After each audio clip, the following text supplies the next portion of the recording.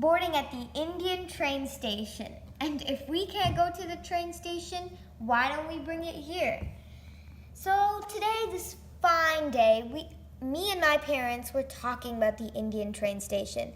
They were telling me all sorts of things about this railway.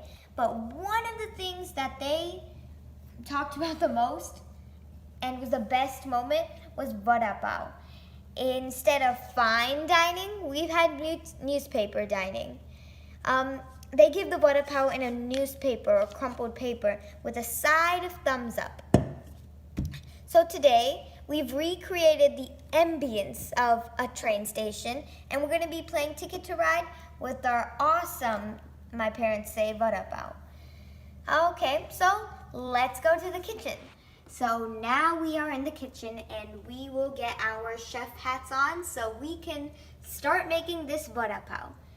So in our fun cooking style, we have made train compartments that our Vada pav will pass through until it has reached the executive class.